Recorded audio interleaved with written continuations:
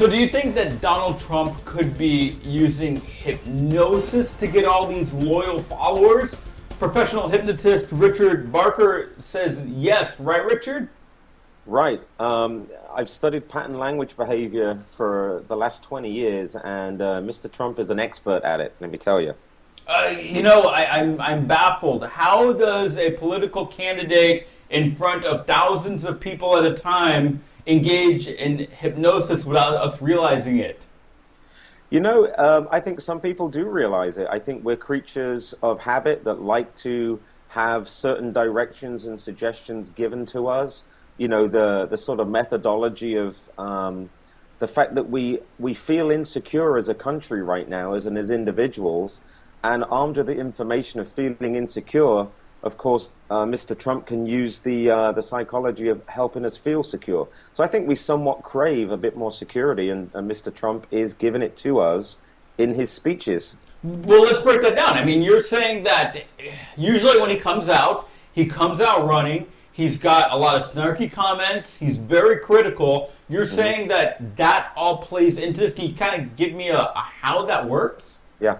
I would go one stage further. Before he comes out, I don't know if you've noticed this, but he likes to have the audience and the media wait for him. He's always the last person out. If each politician has to give their delivery of their speech, who are we always waiting for? It's Donald Trump. So he's creating the anticipation. So you're saying this is beyond like the opening act at the concert. This is more like you literally are sitting there waiting. I mean, I've been to the politicians run late, but you're saying this is more so Donald Trump than anybody else? I'm saying it's more so than anybody else, and not only that, it's absolutely deliberate.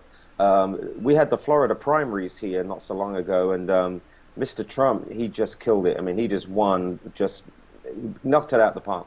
But who are we all waiting for? Well, he actually pushed primetime TV delays so that he could come on and say his piece. So look, I know as a professional hypnotist that most of my hypnosis happens prior to my actual delivery of my speech. In other words, what the mind believes, the mind achieves. He creates an expectation level, and then he follows through and he delivers it. We believe that he might be a little bit forthright.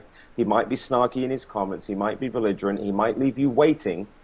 And he just fulfills every single item of that. So he's already creating mass hypnosis and mass hypnotism in just by those very actions. All right, so he makes you wait.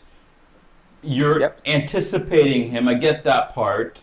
Yep. How does he go about changing my thoughts? I mean, these people are upset usually when they're there. I mean, they're mad at America. They're mad at America because he's now going into the number one fear that most Americans have, and it's the fear of a lack of security. Look, I'm a firm believer that our presidents of America over the last sort of 20 years are action figures. Do you remember like the action characters like Barbie and Action Man and all this? So we've just had one for the last 8 years that is called the reluctant hero. President Obama is the reluctant hero. That's his persona. That's kind of what he's playing. Well, Donald Trump is the commander-in-chief, the security. I'm going to build the wall. We're going to get rid of China. We're going to get rid of everybody jumping the fence. He's coming in as the action hero and the action figure of a leader. So what he's doing is he's using that mass hysteria, but he's doing all the things that the audience are craving to hear. Like America, we've got to make it great again because we're losing to China. We've got ISIS. We're being bombed in our own country. The Mexicans are jumping the fence like never before, and we have to secure and tighten up our borders. So he's right in there sowing the seed that when I'm the next president, he's using embedded commands. He's using what I call arcing statements, and he's using another thing that's called undeniable truths. He's giving people what they already know the answers to be, and he's doing it in such a forthright way that he's conditioning the audience to have complete and utter confidence in what he's about to do. How is this different than any other politician, though? I mean, they always get the people that agree with them in front of them, so they're screaming. They're always boisterous. You're saying, though, that he's doing something a little bit differently. He is, because take another president like Obama, his style's very different. You have to understand, President Obama had political experience when he ran for office. He is a very charismatic individual, a very charismatic speaker, And then you've got somebody like Mr. Trump who really isn't, to be honest.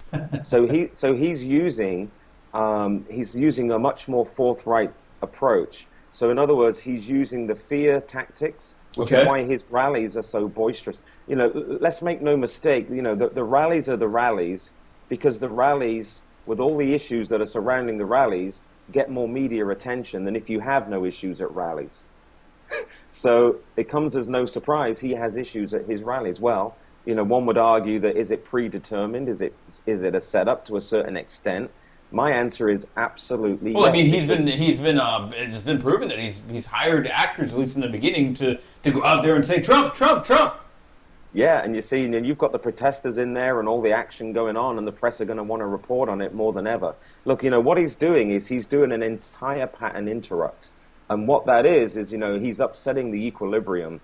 He's not so much so that here's a man that doesn't really know much about politics, who's come along, and he's managed to reach out to the silent majority, and he's immobilized them and enabled them to rise up against countries like China. And he's the only man that you can vote for if you are sick and tired of America not being great again.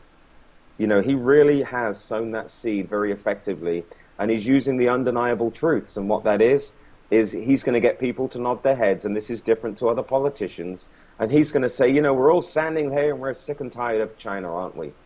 I mean, we all stand for small business in America, and we're losing the will to live because we are being overrun, aren't we? Okay, so is there a fine line between that and really effective marketing? Because it almost sounds to me like he's just a really great marketer. And you're right, he's not a politician, so maybe he's employing what all the major ad agencies do, so we buy the right soap. Absolutely. You know, and, you know, go one stage further. This is a person that is in the arena of making and negotiating deals every day of his life. Therefore, he understands the power of persuasion. Now, I'm of a firm belief that Mr. Trump feels like he's inside a game show right now. I do. He is playing the game, and he's playing the game to win. And I'm sure when he looks at the other contestants and he looks at them, he's all about winning the game show. When he looks at the public and he looks at America at his rallies, I believe he feels that that is nothing more than a congregation. Okay, so good point. Do you think we know the real Donald Trump as a leader? I mean, you're telling me that he might be involved in the game, so is it possible that everything he's saying right now is just a part of that facade? He gets into office, he's a completely different man? I think what's going to happen is he's playing the game show to win. I think he's going to win the game show, and then when he gets in office, he has enough money and enough power and influence to then put the people into position that he needs to make all the decisions for this country. And I think that he's going to use his arsenal of experts, or whoever they are, because he does not have that expertise. And he will put them all in place. Look, I doubt he will want to live in the White House because it's like a downgrade. You know? I mean, why not put somebody else in the White House when you become the president? And you can still live in the opulence of the towers in New York City rather than have to, you know, kind of step down or two and live in the White House. Okay, so what you're telling me is that I should be taking notes if I want to be a successful businessman, watching how Trump is using his influence, fear, and all these tactics to get people to do his thing. But what I can't figure out is, are you a supporter of him? Do you think he's going to do a good job? Well, I'm certainly not going to voice my personal political opinion, but we'll keep that one close, okay. I keep that quiet because the only reason why is because, you know, Trumpnosis. I mean, has he hypnotized me as a hypnotist? Honestly, that's a good question. I think he has, because here's the reason why. What I noticed about America, I came here in 2003. Mm-hmm. Americans love entertainment. This is the only country in the world that I know where probably the number one thing that thrives above all else is entertainment. Whether our economy's up, down, whether we're at war or not at war, entertainment thrives. You know, we love to be entertained. Now, Mr. Trump is entertaining. I have to tell you, he is entertaining. No matter how you want to look at it, he entertains the nation. And I think for that reason, I am somewhat sucked in. I am. Well, and what I can't get from you is this hypnosis, if you will, a good thing or a bad thing? It almost seems like you're telling me that, I mean, if someone's in office and they're able to use these methods to get someone to do something good, I mean, that's great for diplomacy. Yeah, Or is it? I think it is. He's a master persuader. He's a master negotiator. He's a master hypnotist, and he will go to other countries. And I don't think there'll be much room for debate and discussion. I think there'll be a lot of room for persuasion and the art of suggestion. And I think he's gonna. One thing I know that he will do very well is he's gonna sell America again. I've done a lot of work with selling hypnotically and selling products and services and how infomercials are structured. And I think one thing that he will do very well is that he will get business back to America and away from being offshore. And he will sell the American dream back to Americans, which he's doing a lot of at the moment.